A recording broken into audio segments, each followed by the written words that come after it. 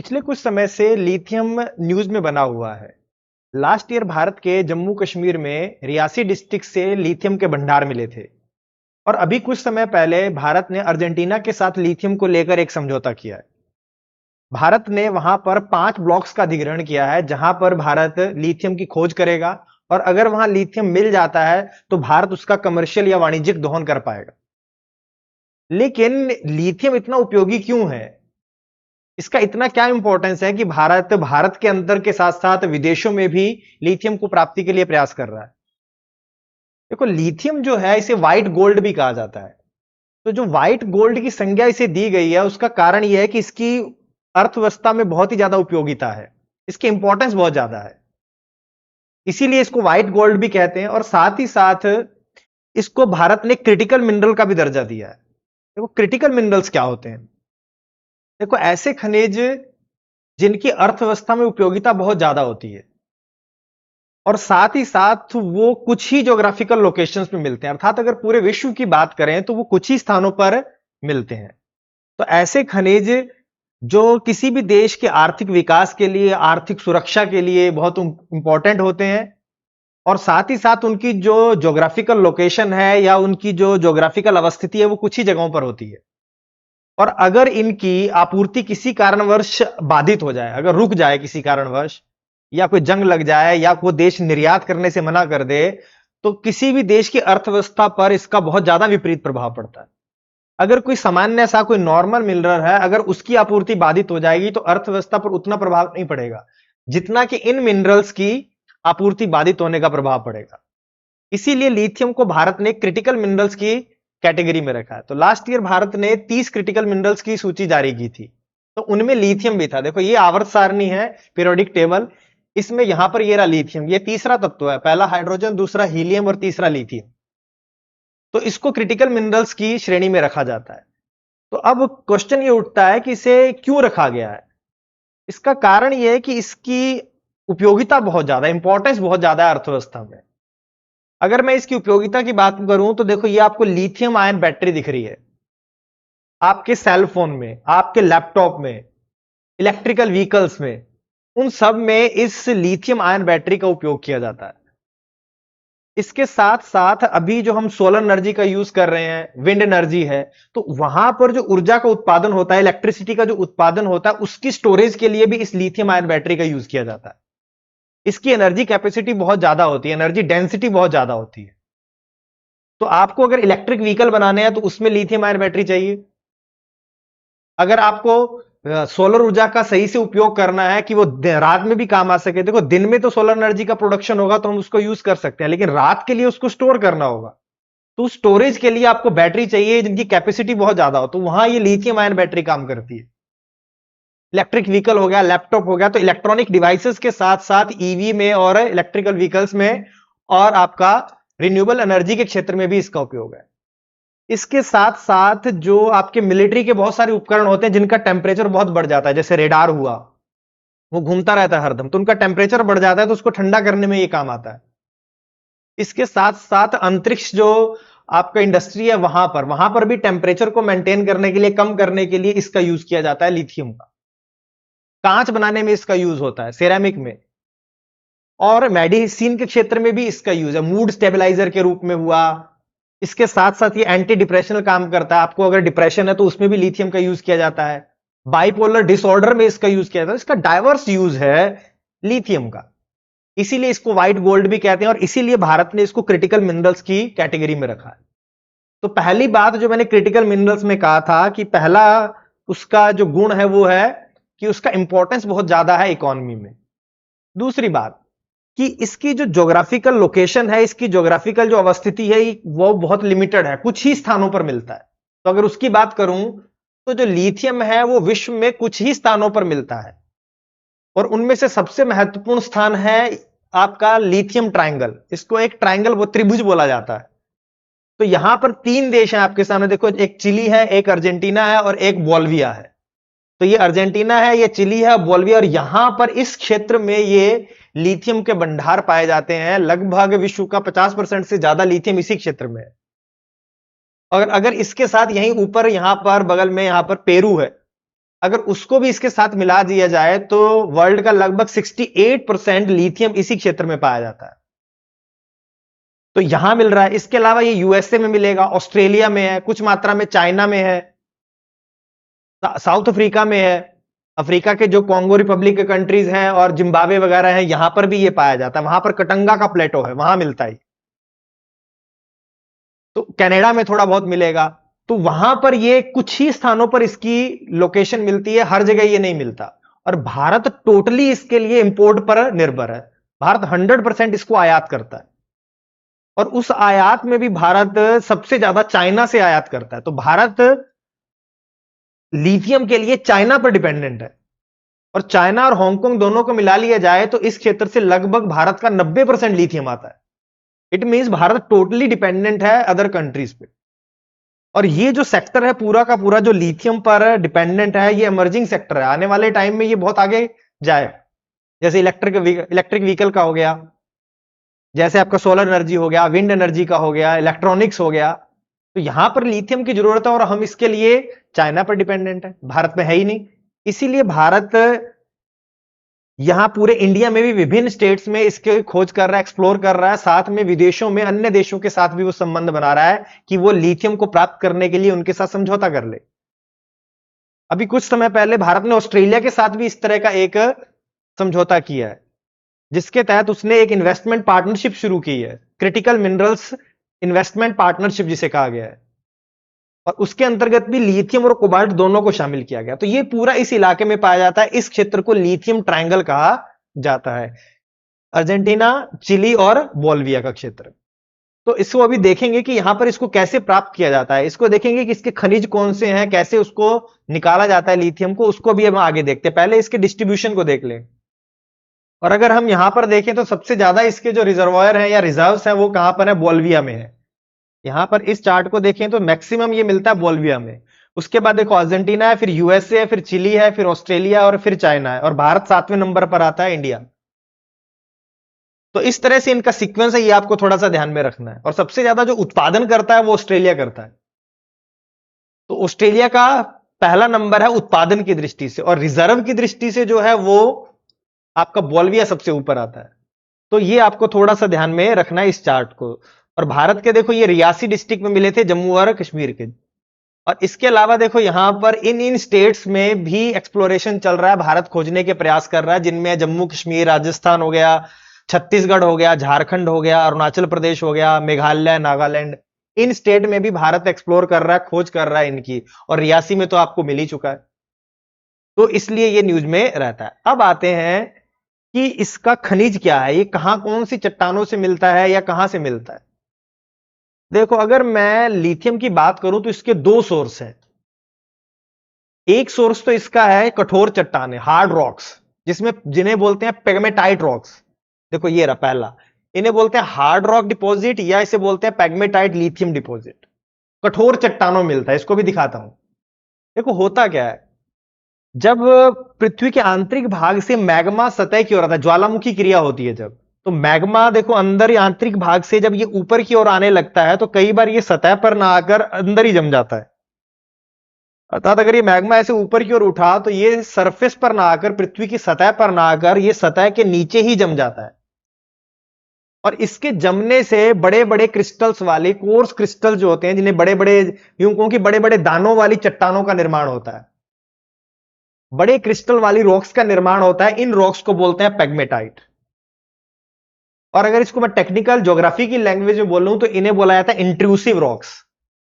ये intrusive igneous rock है। Intrusive मतलब अंतर्वेदी, जो सरफेस के नीचे बनती हैं, सतह के नीचे मैग्मा के जमने से बनी। और मैग्मा के जमने से बनी इसलिए इन्हें आग्नेय इग्नियस रॉक बोलेंगे। तो ये इंट्रूसिव इग्नियस रॉक हैं। और कैसी हैं, जिनके क्रिस्टल बड़े बड़े होते हैं। तो ये रही पैग्मेटाइट रॉक्स। तो एक तो ये यहां से मिलता है, इन आग्नेय चट्टानों से या इन इग्नियस रॉक से इसको प्राप्त किया जाता है। इसे बोलते हैं हार्ड रॉक डिपॉजिट्स। और इनमें सबसे महत्वपूर्ण होता है स्पोडुमीन। अगर इसके मिनरल्स की बात करूं, देखो रॉक्स तो है पैग्मेटाइट, लिथियम किन रॉक्स में मिलेगा, तो पैग्मेटाइट्स में। और इसके मिनरल्स का नाम है स्पोडुमीन। स्पोडुमीन मिनरल्स में यह पाया जाता है, तो इससे इसको प्राप्त किया जाता है। तो एक तो इसका यह सोर्स है। दूसरा सोर्स देखो इसका क्या है, दूसरा सोर्स जिसे बोलते हैं लिथियम ब्राइन डिपॉजिट्स। अब लिथियम ब्राइन डिपॉजिट क्या है? देखो ब्राइन का मतलब क्या होगा?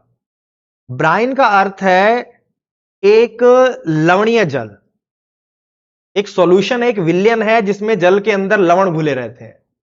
तो एक तरह से मैं इसे कहूं ये एक लवणीय जल है, ब्राइन जिसे बोलते हैं। और ये यहां से लिथियम ब्राइन डिपॉजिट है, यहां से जो लवणीय जल है इसके अंदर जो सॉल्ट्स हैं, लवण है, उनके जमने से हमें लिथियम मिलता है। इसको भी मैं दिखाता हूं कैसे मिलता है।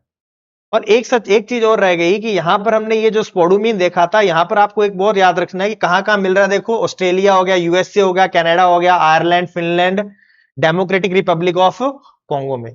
यहां पर एक माइन का नाम आपको जरूर याद रखना है जिसका नाम है ग्रीन बुशेस माइन। ये ऑस्ट्रेलिया में मिलती है जहां पर माइनिंग होती है पैग्मेटाइट की। तो इस जगह को भी आपको, इस माइन को भी ध्यान में रखना है कि ये ग्रीन बुशेस माइन है। अब आते हैं हम ब्राइन पे। देखो ब्राइन क्या होता है? ब्राइन अभी मैंने आपको बताया एक तरह का एक लवणीय जल है, जो आपने जैसे कच्छ के रण में आपने देखा होगा भारत में, तो वहां पर लवणीय जल पाया जाता है। तो ये जो आपका जो ब्राइन है ये कहां मिलेगा? सॉल्ट पैन में मिलता है। सॉल्ट पैन या सॉल्ट फ्लैट्स बोला जाता है इन्हें। ये क्या होते हैं? देखो एक समतल जगह है पूरी की पूरी, जहां पर पानी इकट्ठा हो जाता है, लवणीय जल इकट्ठा होता है वर्षा ऋतु में। जब रेनी सीजन होता है तो सरफेस के ऊपर, पूरे के ऊपर लवणीय जल फैल जाता है, जैसे कच्छ के रण में फैल जाता है। लेकिन जैसे ही वो रेनी सीजन खत्म होता है तो वाष्पीकरण की प्रक्रिया से, इवेपोरेशन की प्रक्रिया से पानी उड़ जाता है और लवण पीछे रह जाते हैं, और पूरी की पूरी सरफेस के ऊपर लवणों की एक तरह से परत बिछ जाती है। लेकिन रेनी सीजन में वर्षा होने से इसमें कुछ इंच तक पानी होता है, ऐसा नहीं है कि बहुत ज्यादा भर जाता है, कुछ इंच तक पानी भर जाता है और एक अस्थायी सी टेम्परेरी लेक बन जाती है। लेकिन जैसे ही वो रेनी सीजन गया तो पानी इवेपोरेट हो गया और पीछे लवण बच जाते हैं। इसे बोला जाता है सॉल्ट फ्लैट या सॉल्ट पैन। देखो इस तरह से दिखता है ये पूरा का पूरा। देखो पूरी की सरफेस पर लवण की एक पूरी की पूरी परत बिछी हुई है और बिल्कुल फ्लैट रीजन है, तो इसे बोलते हैं सॉल्ट पैन या सॉल्ट फ्लैट्स। इधर देखो दूसरा, लेकिन जब रेनी सीजन होगा तो इसमें कुछ इंच का पानी इसके ऊपर पाया जाता है, लेकिन बाद में ये सारा वाष्प बन के इवेपोरेट हो जाएगा और पीछे इस तरह के लवण रह जाते हैं। और यहां पर मिलता है आपको लिथियम। अब आप ये मिलेगा कैसे? देखो देखो होगा क्या। अगर मान लो कोई क्षेत्र है, जैसे ये यहां मिल रहा था इस इलाके में, बोल्विया के पास, बोल्विया अर्जेंटीना चिली का जो इलाका है, वहां पर कैसे मिलता है? देखो वहां पर एंडीज है, तो एंडीज की दो श्रृंखलाएं हैं। देखो एक इधर भी एंडीज की श्रृंखला है और एक इधर भी एंडीज की एक पर्वत श्रृंखला है, और बीच में इनके बोल्विया का पठार है। यहां पर बिल्कुल फ्लैट इलाका है, ऐसे मैदान जैसे हमारा तिब्बत का पठार है। तो इधर भी एक माउंटेन रेंज है और इधर भी एक माउंटेन रेंज है, और बीच में बिल्कुल एक फ्लैट की तरह इलाका है, प्लेन इलाका है। तो जब रेनी सीजन होगा, जब बरसात होगी, तो यहां पर बरसात होगी तो यहां पर जो चट्टाने हैं, अभी हमने पढ़ा था ये पैग्मेटाइट रॉक, ये देखो ये मान लो पर्वत है और इसके अंदर यहां पर पैग्मेटाइट रॉक्स हैं। तो ये धीरे धीरे ये ऊपर वाला तो आवरण हट जाएगा, तो ये नीचे वाला बचेगा। तो इसके ऊपर जब बरसात होगी तो इनके साथ इनको घोल कर यहां पर पानी ले आएगा। देखो यहां पर, तो यहां पर देखो यहां क्या होगा? पैग्मेटाइट रॉक्स होंगी, जब उन पर बरसात होगी, रेन होगी, तो वो पानी के साथ घुल कर ये लिथियम यहां आ जाएगा। इन पैग्मेटाइट रॉक्स में लिथियम पाया जाएगा, जो घुल घुल कर धीरे धीरे धीरे धीरे यहां आ जाएगा और यहां से भी यहां आ जाएगा। तो बीच में बिल्कुल प्लेन इलाका है, वहां पर पानी हो जाएगा और वो लवणीय जल है जिसके साथ ये आया यहां लिथियम। और धीरे धीरे क्या होगा? पानी तो इवेपोरेट हो जाएगा और पीछे लवण बचेंगे जिसमें लिथियम होगा। और इस लिथियम की जो लेयर है, लिथियम जो पाया जाएगा, वो अब हजारों सालों से ये प्रोसेस चल रहा है, तो काफी गहराई तक वो लिथियम पाया जाता है। ऊपर तो एक पतली सी परत होगी, लेकिन नीचे बहुत गहरा होता है। और नीचे जो जो ऊपर का जो कठोर आवरण है लवण का, उसके नीचे दलदली सा क्षेत्र होता है। अब किया क्या जाता है कि इसके अंदर, इस सॉल्ट फ्लैट के अंदर ड्रिलिंग मशीन को डाला जाता है और इसमें से उस पानी को बाहर निकाला जाता है, क्योंकि ऊपर तो सरफेस पूरी सूख चुकी है, लेकिन जो नीचे का जो इलाका होगा उसमें बिल्कुल पानी होगा, और वो ऐसे जैसे मड होता है, जैसे दलदल टाइप का पानी होगा, तो उस सारे को बाहर निकाल लिया जाता है और उसको निकाल के फिर उस पानी को सुखा दिया जाता है और पानी उसमें से उड़ जाता है और लवण पीछे रह जाते हैं। इस प्रोसेस से, जैसे हम नमक बनाते हैं, उसी प्रोसेस से इस लिथियम को निकाला जाता है। तो इसे बोला जाता है लिथियम ब्राइन डिपॉजिट। तो यहां पर होगा, देखो इस पूरे डायग्राम में आपको दिख रहा है कि यहां से देखो ये रहा, यहां पर आपका ब्राइन पंचा, और इसके अंदर लिथियम होगा क्योंकि यहां पर पैग्मेटाइट रॉक्स होंगी, और पानी इवेपोरेट हो गया और पीछे लिथियम ब्राइन बच गया। ऐसा लवणीय जल जिसके अंदर लिथियम पाया जाता है। तो ये पूरा का पूरा प्रोसेस होता है इस इलाके में। तो अब इस लिथियम ब्राइन से हम लिथियम को प्राप्त कर लेते हैं, उसी तरह से जिस तरह से नमक को प्राप्त किया जाता है। लेकिन इस पूरे प्रोसेस में पानी की बहुत ज्यादा वेस्टेज होती है, बहुत ज्यादा पानी वेस्ट करना पड़ता है, क्योंकि आपको पानी को ऐसे खुले जगह पर ऐसे छोड़ देना है और उसमें से पानी धीरे धीरे इवेपोरेट होगा और पीछे लवण बचेंगे। तो वाटर का लॉस बहुत होता है, ग्राउंड वाटर का बहुत ज्यादा लॉस होता है, क्योंकि आपने जो ब्राइन निकाला था वो ग्राउंड वाटर से निकाला था। क्योंकि ऊपरी सरफेस मैंने बताया था कि पूरी की पूरी कठोर है, नीचे है वो मड़ी सा है, उसको निकाला दलदली क्षेत्र से पानी को, तो वाटर टेबल नीचे चला जाता है, कई जगह जमीन धसक जाती है। और जहां पर आप इस सॉल्ट पैन के पास इसको ऐसे बिछाओगे पानी को, या पानी को इसको डाल के उसको इवेपोरेट कराया जाएगा, तो वो जो सॉइल है वो भी बहुत साल्टी हो जाएगी। तो सॉइल पोल्यूशन इससे होता है। तो सॉइल पोल्यूशन हो रहा है, वहां पर जो मिट्टी है वो धंस जाती है, ग्राउंड वाटर नीचे चला जा रहा है। अगर आसपास कोई रिवर है तो उसमें पोल्यूशन होगा, तो रिवर पोल्यूशन भी एक समस्या है, और वाटर लॉस बहुत ज्यादा है। तो ये इसके साथ समस्याएं भी हैं ब्राइन के साथ। तो इसीलिए इसको क्या किया जाता है, ये पूरा एफिशिएंट मेथड नहीं है लिथियम को प्राप्त करने का, तो लेकिन सबसे इजी तरीका भी यही है। तो ये आपका था लिथियम वाला। अब बात करें इसके एप्लीकेशंस की। तो अभी तक मैंने आपको इसके एप्लीकेशंस के बारे में बता ही दिया था कि ये कहां कहां यूज होगा। सबसे पहला तो जितने भी आपके इलेक्ट्रॉनिक्स डिवाइस हैं उनमें यूज होता है, जैसे कि आपका फोन, लैपटॉप, इन सब में लिथियम आयन बैटरी का यूज होता है। इसके साथ साथ इलेक्ट्रिक व्हीकल हो गया। इलेक्ट्रिक व्हीकल के साथ साथ मैंने आपको यह भी बताया था कि जो सोलर एनर्जी है, विंड एनर्जी है, उसमें जो एनर्जी का उत्पादन होगा, इलेक्ट्रिसिटी का उत्पादन होगा, उसके स्टोरेज में भी ये काम आएगा। तो वहां पर भी ये काम आता है। इसके साथ साथ मैंने आपको बताया था कि यहां पर कि ये फार्मास्यूटिकल या मेडिसिन के क्षेत्र में भी इसका यूज किया जाता है। देखो, डिप्रेशन में इसका यूज होता है, मेंटल हेल्थ कंडीशन के लिए यूज होता है, ये बाइपोलर डिसऑर्डर में काम आता है, मूड स्टेबलाइजर के रूप में भी काम आता है। तो ये मेडिसिन में भी इसका यूज किया जाता है। दूसरा देखो, ग्लास एंड सिरेमिक्स में भी इसका यूज, ग्लास उत्पादन में इसका भी यूज किया जाता है। अगला देखो, एरोस्पेस और मिलिट्री। मिलिट्री में मैंने आपको बताया था कि ऐसे उपकरण जो जिनका टेम्परेचर बढ़ जाता है तो उनके टेम्परेचर को कम करने में इसका रोल रहता है। देखो यहां लिखा है, देखो कि it is use in the aerospace and military industry to cool the temperature sensitive components. जो टेम्परेचर सेंसिटिव कंपोनेंट है उनको ठंडा करने में इसका यूज किया जाता है। जैसे देखो, मिलिट्री में रेडार सिस्टम हो गया, मिसाइल गाइडेंस सिस्टम हो गया, इनका टेम्परेचर को कम करने में इसका यूज किया जाता है। इसके साथ लुब्रिकेशन में, ग्रीस के रूप में इसका यूज किया जाता है, क्योंकि इसमें बहुत ज्यादा हाई टेम्परेचर को सहन करने की क्षमता होती है। इसीलिए इसका जो हाई टेम्परेचर पर उपकरण काम करते हैं वहां पर इसको लुब्रिकेशन के रूप में या लुब्रिकेंट के रूप में यूज करते हैं। तो ये इसके सारे के सारे क्या एप्लीकेशन है। तो आपको याद रखना है, इलेक्ट्रॉनिक्स, ईवी के अलावा भी इसके उपयोग हैं। तो यूपीएससी कई बार यहां से क्वेश्चन लगा देता है। और नॉर्मल है इसकी, लिथियम की विशेषताएं भी बताई गई हैं कि लिथियम आवर्त सारणी में, पीरियोडिक टेबल में इसका तीसरा नंबर है। तो लिथियम तीसरे नंबर पर आता है, इसका एटॉमिक नंबर 3 है। और दूसरा बात ये क्या किया गया, ये एक क्षारीय धातु है। ये क्या है, एक मेटल है और क्षारीय मेटल है। इसके बाद इसमें यह भी लिखा है कि ये सबसे लेस डेंस, इसकी डेंसिटी सबसे कम है धातुओं में, और सबसे कम घनत्व वाला ही, सबसे कम डेंसिटी वाला ही सब, ये एक सॉलिड एलिमेंट है। अगर जितने भी कठोर तत्वों को आप देखोगे तो उनमें सबसे कम डेंसिटी जो मिलती है वो लिथियम की मिलती है। तो सबसे कम डेंसिटी वाला धातु भी यही है और सबसे कम डेंसिटी वाला कठोर तत्व भी यही है। और ये बहुत ही रिएक्टिव होता है, लिथियम बहुत रिएक्टिव है, इसलिए इसको या तो वैक्यूम में, निर्वात में रखा जाता है। अगर इसको खुले में छोड़ देते हैं तो ये धीरे धीरे ग्रे कलर में बदल जाएगा और धीरे धीरे बिल्कुल काला हो जाएगा लिथियम। तो इसलिए इसको या तो निर्वात में रखते हैं या किसी अक्रिय एटमॉस्फेयर में रखते हैं जो इसके साथ रिएक्शन ना करे, और या इसको कैरोसिन में रखा जाता है या मिनरल ऑयल्स में रखा जाता है।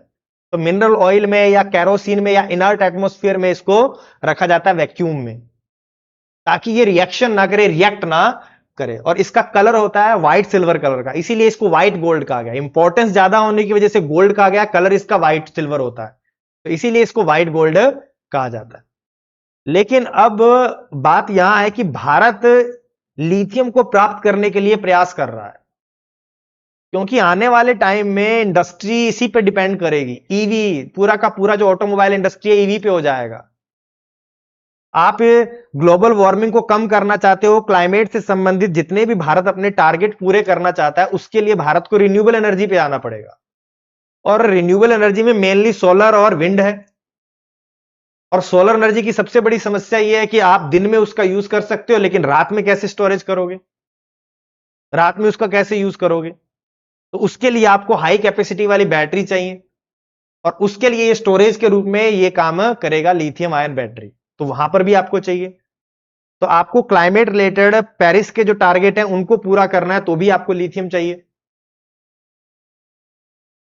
तो आपका इंडस्ट्रियल डेवलपमेंट है जो पूरा का पूरा, आपकी इकोनॉमी है, वो काफी हद तक लिथियम पर आने वाले टाइम में डिपेंड करेगी। और भारत के पास वो नहीं है, 100% इंपोर्ट कर रहा है। इसीलिए भारत अलग अलग देशों से बातचीत करके, उनके साथ समझौते करके लिथियम की सप्लाई को सुनिश्चित करना चाहता है, उसको एक स्टेबलाइज करना चाहता है। तो इसी क्रम में उसने ऑस्ट्रेलिया से बात चलाई, इसी क्रम में उसने अब अर्जेंटीना से समझौता किया है, और आने वाले टाइम में शायद वो पेरू और चिली इनसे भी बात करने जा रहा है कि यहां से भी आपूर्ति को सुनिश्चित किया जा सके। और चाइना भारत के साथ कंपटीशन कर रहा है कि अगर चाइना को भारत को टक्कर देनी है तो लिथियम के क्षेत्र में उसे आत्मनिर्भर होना ही पड़ेगा। और इसीलिए भारत में भी जगह जगह पर इसके लिए एक्सप्लोर किया जा रहा है। तो ये पूरा का पूरा आपका लिथियम है, पिछले 2 साल से ये न्यूज में है, हो सकता है कि यूपीएससी में ये आ जाए। तो नेक्स्ट क्लास में अगला टॉपिक देखते हैं।